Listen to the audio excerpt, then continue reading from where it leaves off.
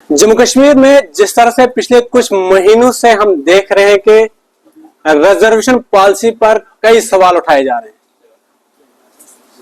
असल में वजह यह है कि जम्मू कश्मीर में मैक्सिमम जो आबादी है वो यहाँ पर ओपन मेरिट कैटेगरी के लोगों की है। यानी हम अगर साफ शब्दों में बात करें तो जनरल कैटेगरी लोग जम्मू कश्मीर में 2011 के सेंसस के मुताबिक 69% से भी ज्यादा है। लेकिन अब जम्मू कश्मीर में रिजर्वेशन जो है लगभग 70% तक पहुंच गई है और ओपन मेरिट्स के नौजवानों के लिए सिर्फ 30% रह गया है। मेरे साथ मीर मुजीब साहब हैं जिन्होंने इस लड़ाई को जो है शुरुआती दौर से लड़ा है, जंतर मंतर से इन्होंने शुरुआत की। इनसे जाने की कोशिश करेंगे। हालांकि इनकी मुलाकात वक्तन फवक्तन मेंबर पार्लियामेंट आगर उल्लाह से हुई, सकीना इत्तुजी से हुई, सीएम उमर अब्दुल्ला से हुई, यकीन दहानियां करवाई गई, एक कमेटी बनाई गई, कमेटी ने 6 महीने का वक्त लिया। अभी ने क्या कुछ उम्मीद है? मुझे सब बहुत बहुत शुक्रिया देंगे। बहुत शुक्रिया।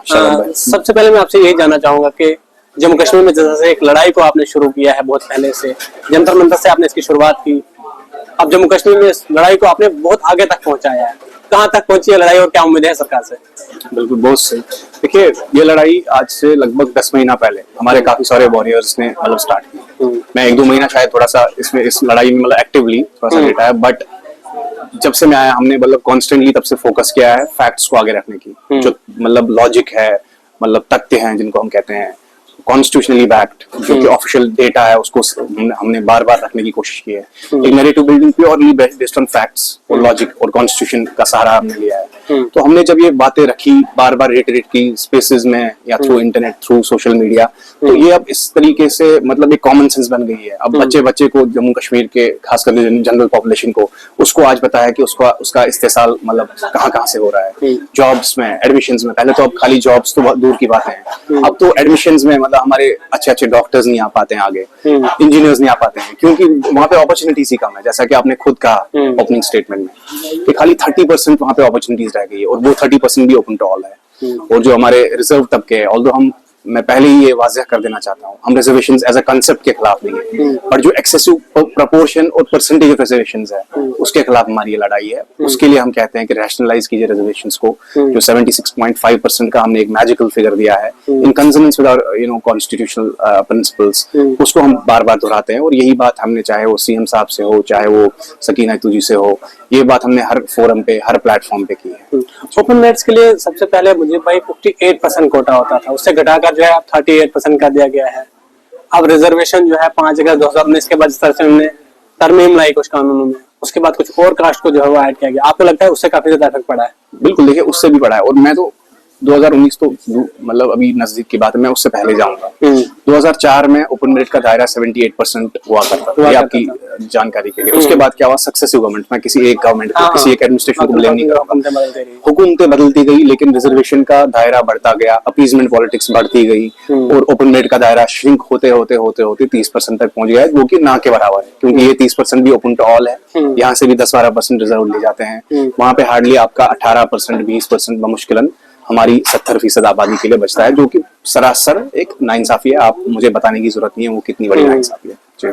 नेशनल कॉन्फ्रेंस की हुकूमत ने इलेक्शन से पहले ये कहा था कि हम इक़्तिदार में आएंगे तो इस रिजर्वेशन के बारे में जो है ओपन मेरिट कैटेगरी के जो नौजवान है उनके बारे में जरूर सोचा जाएगा। लेकिन जब इलेक्शन जीत गए उसके बाद हमने देखा कि इतना एग्रेसिव तरीके से उस पर काम नहीं किया गया। जब आप लोगों ने दोबारा सड़कों पर आकर एहतजाज किया, उसके बाद एक कमेटी बनाई गई, उससे जो है 6 महीने का वक्त आपसे मांगा गया।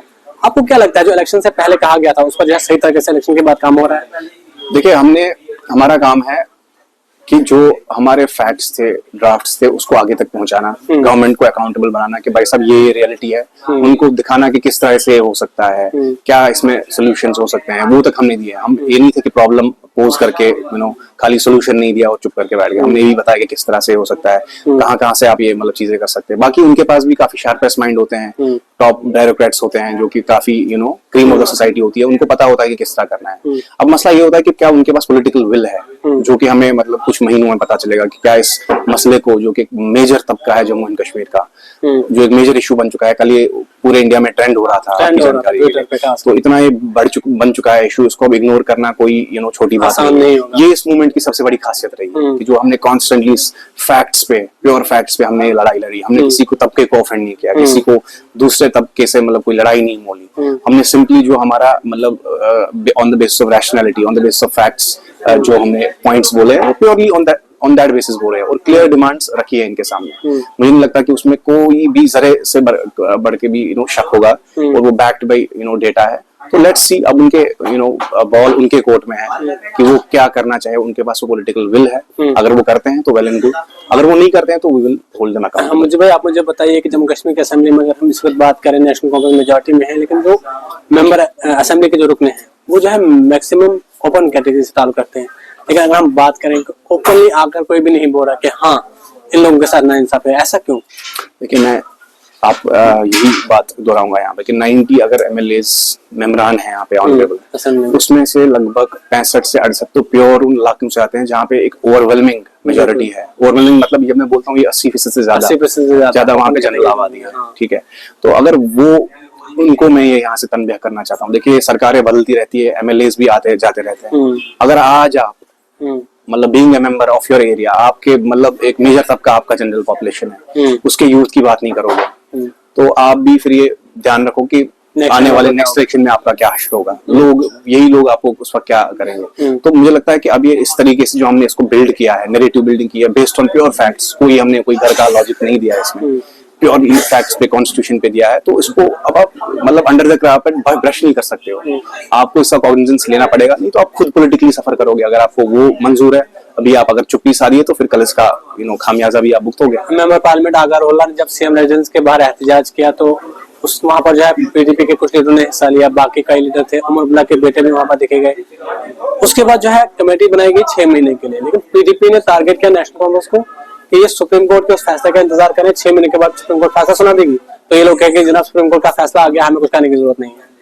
ठीक है, देखिए हम ज्यादा पॉलिटिकल, चाहे नेशनल कॉन्फ्रेंस क्या बोलती है, पीडीपी क्या बोलती है, दूसरी पार्टी क्या बोलती है, हम इन पार्टियों, आपको लगता नहीं कि 6 महीने का वक्त ज्यादा ले लेना है? देखिए, हमने ये बात उठाई थी वहां पे, हमने रेटरेट की थी वहां से सीएम साहब से कि ये 6 महीना ज्यादा होता है, उन्होंने मतलब उस तरफ से ये रीजन दी थी कि अगर आप चाहते हो कि एक अच्छे से बैलेंस पॉलिसी निकले तो 6 महीने दे, तो नहीं तो आप अगर आप चाहते हो कि जल्दबाजी में हम कोई ऐसा फैसला कर दे जो कि कल किसी तबके को जो फिर वो फॉल्टी हो जाए, तो फिर अगर वो चाहते हो तो वो भी हो सकता है, लेकिन वो ठीक नहीं रहेगा। उन्होंने कहा कि 6 महीना रहेगा। फिर हम जब बाहर निकले, हमने वहां पे ऑनरेबल मेंबर पार्लियामेंट श्रीनगर जो आगर उल्ला साहब थे, अपोजिशन के कुछ मेंबरान थे, पारा साहब थे, वही पारा साहब, खुर्शीद साहब थे, बाकी थे, उनसे हमने वहां पे मशवरा किया, तो उन्होंने भी इस बात को मतलब एग्री किया कि हाँ 6 महीना मतलब ये ठीक है, दे दो इनको, ये कोई छोटा मोटा इशू नहीं है। ये भी मतलब सब उसमें जो, और it's not just about political leaders, हमने अपने स्टूडेंट से भी से बात की, उन्होंने कहा कि ठीक है 6 महीना इट्स अंडरस्टैंडेबल, तो ठीक है। देखिए, अब हमने जो बातें कहनी थी वो हमने आगे रखी है। हाँ, तो अब 2 महीने गुजर चुके हैं, हम देखते हैं अब क्या रहेगा आगे, इसमें क्या इनका रद्द-ए-अमल रहता है। लेकिन ये जो इस कमेटी के मेंबर है सकीना जी, जब आप लोगों ने एहतजाज किया अगर उल्ला साहब के स्पॉट में आए, उसके बाद उन्होंने कहा कि उमर अब्दुल्ला के पास कोई जादू की छड़ी नहीं है, ये कैमरा के सामने जाकर शो ऑफ करना या फिर नौजवानों के साथ हमने कहा हम कर देंगे। आपको नहीं लगता कि वो जो है बच रहे हैं इस मुद्दे पर ओपनली बोलने के लिए, जहाँ अगर उसको इस कमेटी का मेंबर बनाए तो उसे ओपनली बात करनी चाहिए, वो डर क्यों रही है, इतना घबरा क्यों रही है ओपन मैच के नौजवान के साथ बात करने के लिए या फिर उन्हें ये कहने के लिए कि जनाब हाँ आपसे गलत हुआ। चाहे वो मतलब जिस मेंबर की आपने बात की, सकीना जी या कोई भी हो, मैं उनसे यही कहूंगा कि आप मतलब अपनी जो जनरल पॉपुलेशन है उसका भी ख्याल रखे, चाहे आप किसी भी कॉन्स्टिट्यूंसी, जनरल पॉपुलेशन का एक मेजर हिस्सा रहता है हर किसी कॉन्स्टिट्यूंसी, कहीं पे कम होगा कहीं पे ज्यादा होगा, बट जैसे कि मैंने आपको बोला 65 से 68 ऐसी कॉन्स्टिट्यूंसी है जहां से ओवरवेलमिंग मेजॉरिटी आपकी जनरल पॉपुलेशन है। तो किसी भी ऑनरेबल मेंबर को उनको मतलब मुझे लगता है कि काफी सोच समझ के मतलब यूथ की जो फीलिंग्स है उनको मजबूर नहीं करना चाहिए, ये सोचना चाहिए उनको कि क्या बयान दिया जाए जिससे यूथ की फीलिंग्स मजबूर ना हो। अच्छा, आप लोग अभी इंतजार कर रहे हैं कमेटी के रिपोर्ट की।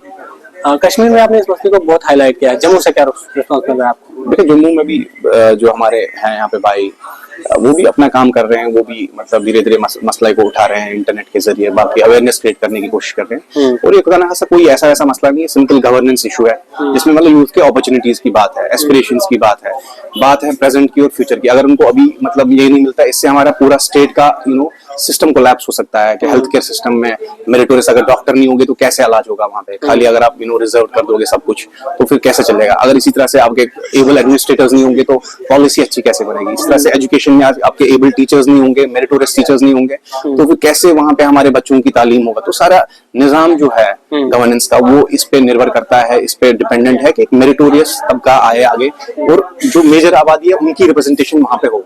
इसके बगैर कोई भी रिक्रूटमेंट एक्सरसाइज, कोई भी मतलब रिप्रेजेंटेशन वो पूरी नहीं होगी जब तक जिस मेजर तबके की जनरल पॉपुलेशन की 69.5% पॉपुलेशन का रिप्रेजेंटेशन उस सेक्टर में या उस इंस्टीट्यूशन में ना हो। आखिर में मैं आपसे जानना चाहूंगा, आने वक्त में असेंबली सेशन लगने वाला है, क्या आपकी अपोजिशन के कुछ मेंबरान से बातचीत हुई है कि आप इस मुद्दे को असेंबली में दोबारा से उठाइए ताकि हुकूमत को याद रहे कि जनाब हाँ ये मसला बहुत इंपॉर्टेंट है। ठीक है, और आपको क्या लगता है 6 महीने के बाद जो रिपोर्ट आएगी क्या आपके हक में आएगी या नहीं? देखो उस पर तो मैं ज्यादा कमेंट नहीं करूंगा, वो तो बॉल उनके कोर्ट में है, उनको डिसाइड करना है। हमारा जो काम था हमने वो किया, हमने उनके सामने सारे फैक्ट्स रखे, सारे ड्राफ्ट रखे। और रही बात अपोजिशन की, तो वो भी स्पेसेस में हमसे इंटरेक्शन करते हैं तो उनसे भी हम कहते हैं कि आप असेंबली में इस मसले को जोरों शोर के साथ रेज कीजिए। न सिर्फ अपोजिशन, रूलिंग पार्टी के जितने भी वो है मेंबरान है, कभी स्पेसेस में कुछ इंटरेक्शन होता है, कुछ होता है तो उनको भी हम यही रिक्वेस्ट करते हैं कि भाई साहब आप रेज कीजिए।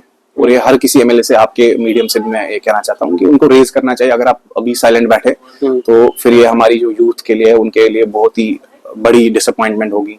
उनके जो अपॉर्चुनिटीज है वो डिनाई हो जाएंगे, तो उनको फिर वही ड्रग एडिक्शन वगैरह वगैरह उन गंदी चीजों में वो उनकी लत लग जाएगी। उन पे भी आप ध्यान दीजिए। चलिए, बहुत शुक्रिया बात करने के लिए। हमारे साथ ये मुजीब साहब थे। जम्मू कश्मीर में रिजर्वेशन इशू को जो है इन्होंने शुरुआती दौर से उठाया है। 6 महीने का वक्त मांगा है हुकूमत ने। कमेटी 6 महीने के बाद जो है अपनी रिपोर्ट पेश करेगी। उसमें जावेद डार साहब हैं, जावेद राणा साहब हैं, सतीश शर्मा है, सकीना इतुजी हैं। अब देखने जरूर होगा कि 6 महीने के बाद रिपोर्ट जब सामने आती है उसमें क्या ओपन मेरिट्स के नौजवानों के साथ इंसाफ होता है या नहीं। हर वक्त में क्या कुछ अपडेट देती है जो भी हम तक पहुंचेगी हम अब तक पहुंचाने की जरूर कोशिश करेंगे।